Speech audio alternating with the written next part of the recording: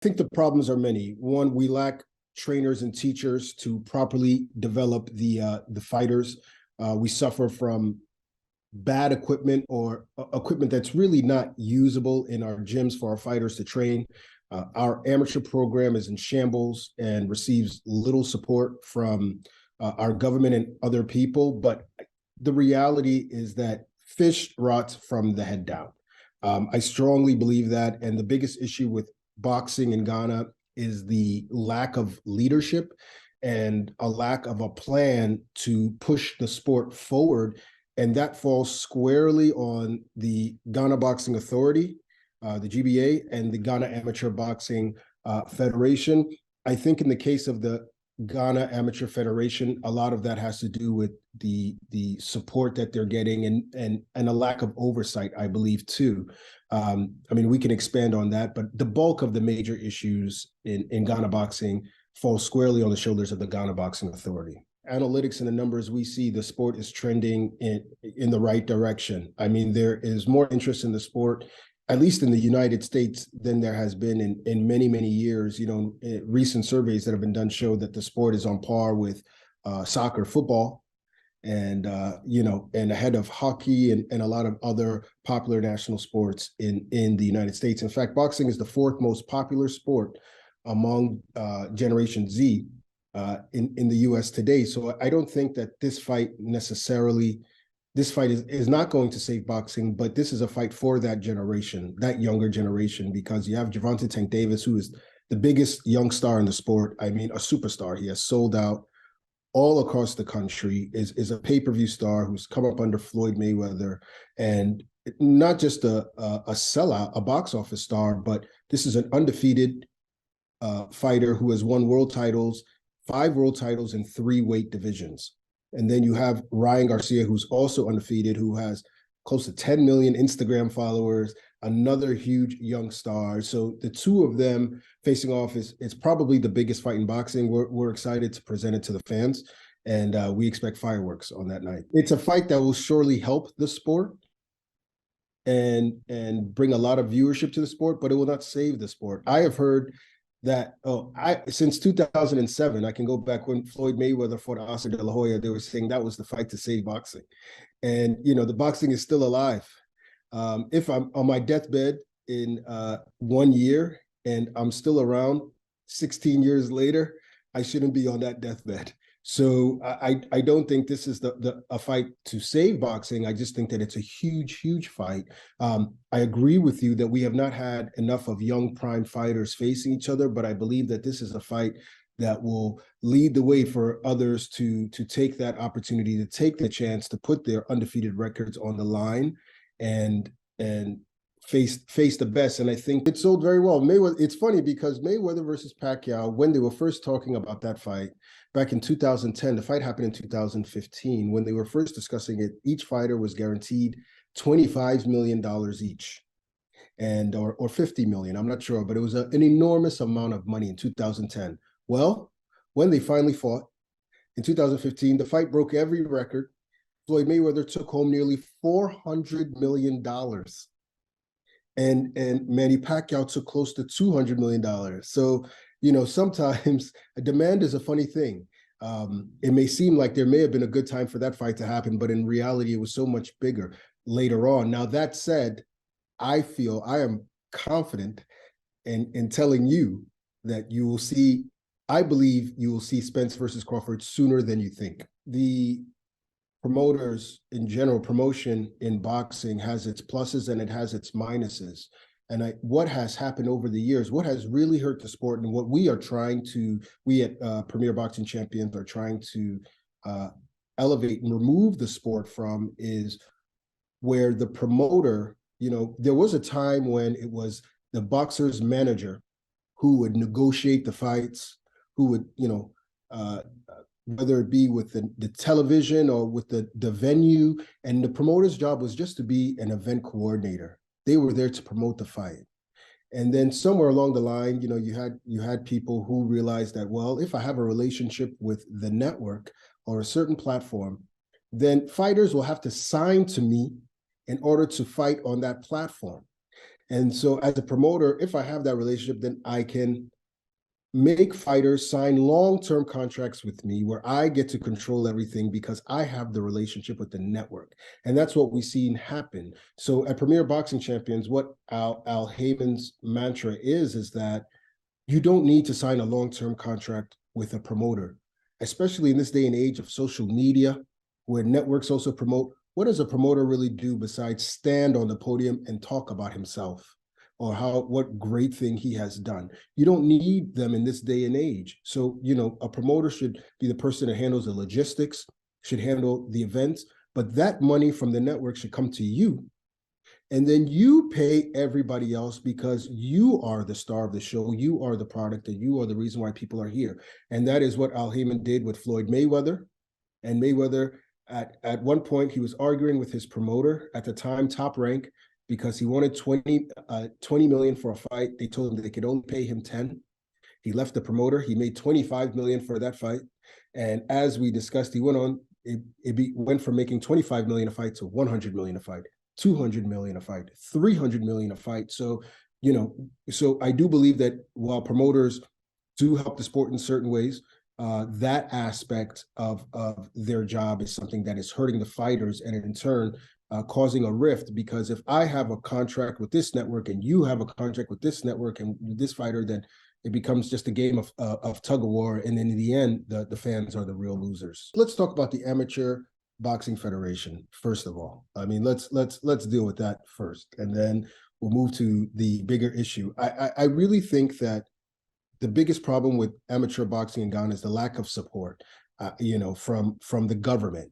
An amateur program is the kind that requires support from the government. That's what's done in almost every other country, be it rich or poor, whether it's the Ukraine or the Dominican Republic or Puerto Rico or the United States. The government needs to step in or at least find a way to obtain sponsorships for that federation. But internally, I think the big problem is that Ghana Amateur Boxing has had the same trainer since George Bush was president of the United States.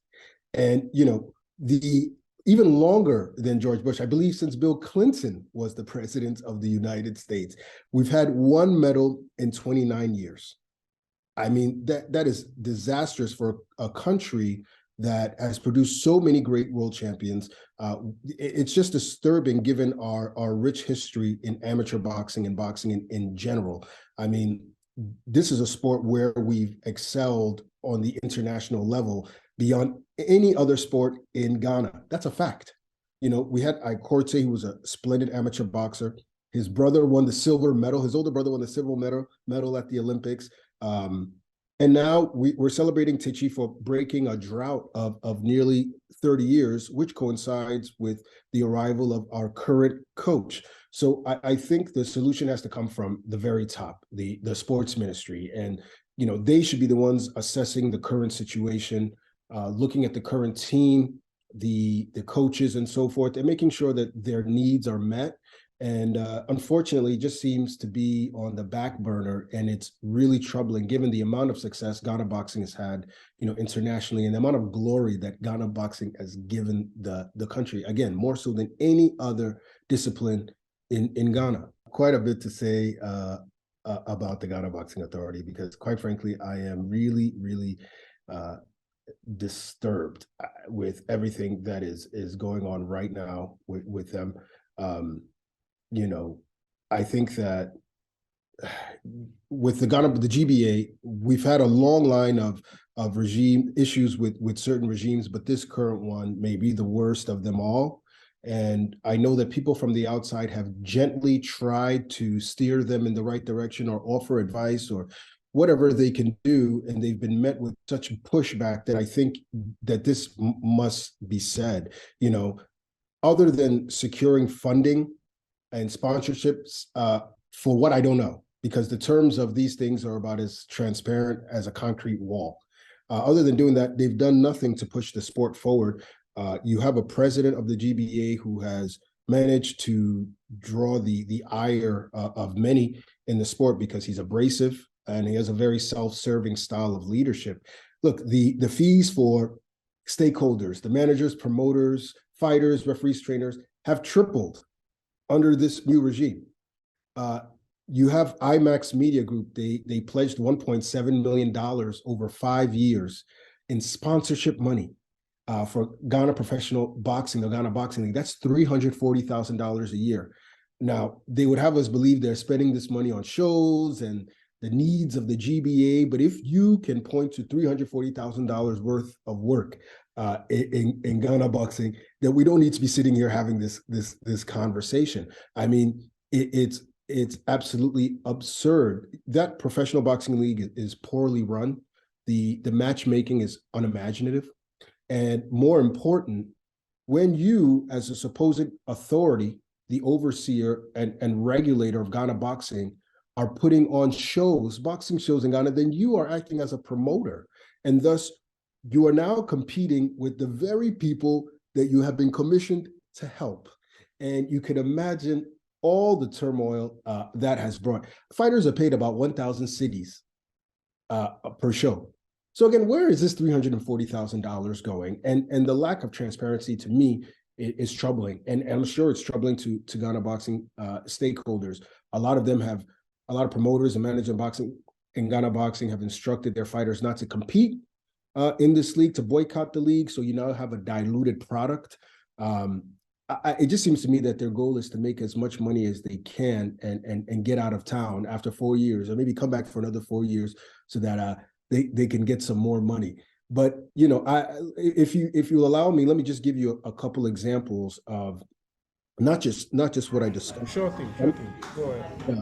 Not just what I discussed with the funding, but let me give you an example of how bad things have gotten in Ghana boxing. That it is that they say that in the Bible it said that their sins and have reached the heavens. The stench of their sins have reached. Well, the stench of Ghana boxing sins have reached worldwide. When you talk about fighter records, this is something that is computed and overseen by something called boxrec.com. They are the official bookkeeper for boxing all over the world. BoxRec has banned Ghana so many times over the past couple of years, suspended them, refused, that it is unimaginable. BoxRec has a table listing countries who are troublesome, who are difficult to work with, and who falsify information for their own ends. At the very top of this table stands Ghana. Of all the countries that BoxRec deals with around the world, Ghana boxing stands alone as the proud champion of corruption and lies. What a sad thing it is to have such a reputation. This is from BoxRec. Fighter Richard Comey, who just suffered a loss a couple years ago. He had a very big money fight, in 2021, I believe, against Vasily Lomachenko. Yeah, against Lomachenko, yeah. Yes. And the GBA demanded that he give them 5% of the purse. And they used statutes in the GBA rulebook to claim that they can do this, when the reality is that Richard Comey is not licensed by the GBA. He has not been licensed by the GBA since 2017. So he's not under the auspices of the GBA. He pays taxes in the US. Yet they demanded this money. And when he would not give it to them, they even told him that he should not carry the flag of Ghana to the ring, who is a Ghanaian and who is not, as if they are the ones who gave birth to Richard Comey. So to me, the biggest issue with Ghana boxing is the Ghana Boxing Authority. I am so disappointed with their behavior, with their lack of transparency.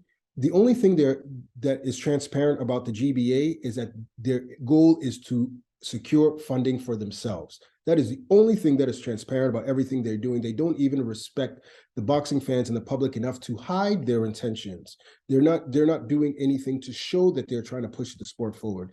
And as someone whose first language is Twi, not English, someone who spent his formative years in Ghana, someone who went to boarding school in Ghana, someone who cares about the sport of boxing in Ghana, it is so disappointing to see.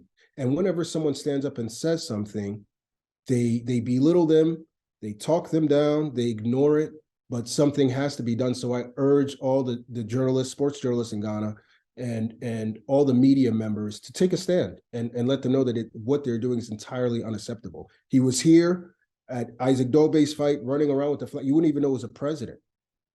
the way the behavior that was shown. But let's be honest, the reality, we know why he was there. Everybody knows why he was at the fight. So enough is enough. And me personally, I'm fed up. We've reached that point.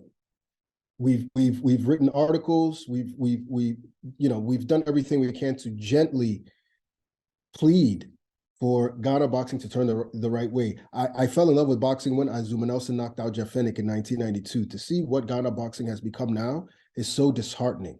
So at this point, strong words are needed. I mean, at some point, it has to be done. Top fighter at 135 is Gervonta Tank Davis. He's the A side.